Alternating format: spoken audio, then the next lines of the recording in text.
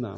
طيب فضيلة الشيخ، الآن الثورات، هل ترى أنه هذه الثورات العربية، الشعوب المضطهدة المقهورة، تبقى في أمن وأمان مع ذل وهوان، ولا تثور وتنتفض وتبحث عن الحرية والكرامة وإن وقع شيء من الهرج والمرج؟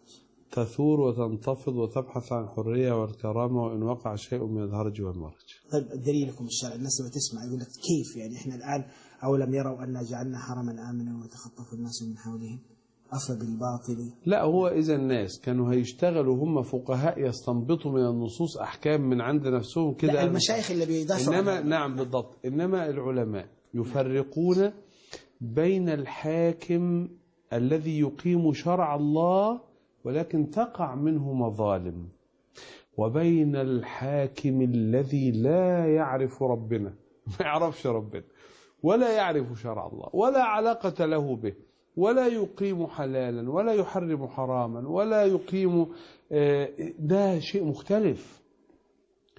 واستدلوا أدلة قوية جدا جدا، من ضمنها قول الله عز وجل: يا أيها الذين آمنوا أطيعوا الله وأطيعوا الرسول وأولي الأمر منكم فإن تنازعتم في شيء فردوه إلى الله والرسول.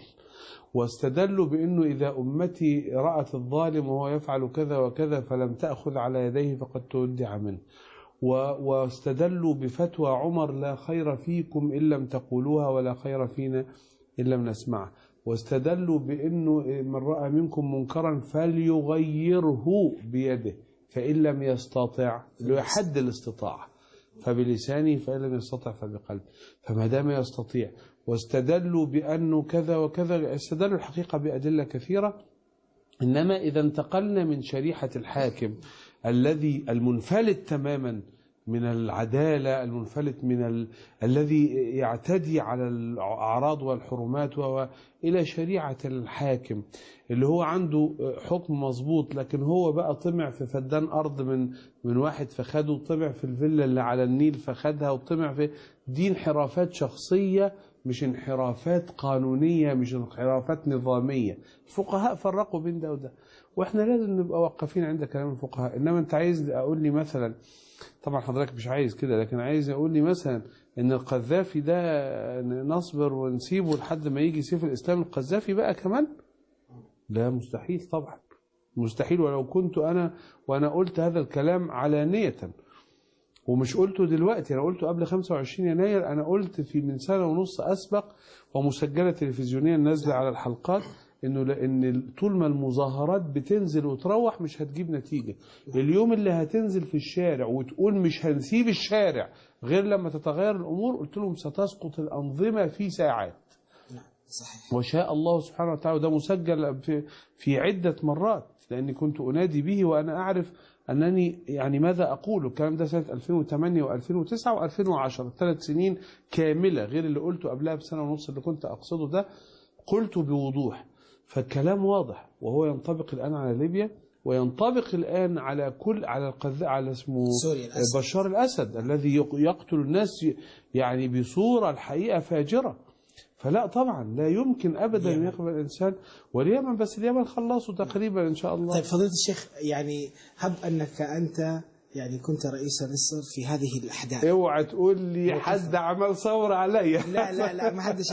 موقفك من الناس دول، يعني من سوريا، من اليمن، من دولة صديقة في بينك وبينهم عشم وحب، يعني كيف سيكون موقفك؟ وأنا من قال إن العشم والحب ينشأ مع طغيان أنظمة طاغية هكذا، حاشا لله. أسأل الله يا رب أن يحفظ على قلبي من الطهر ومن السداد ما يجعلني لا أميل إلى طغيان أبدا، لا جوه ولا بره. أنا عمري ما كم وجهت إلي دعوات إلى بعض الأنظمة فرفضتها رفضا قاطعا حتى لا يكون بيني وبينهم مجرد تلاقي.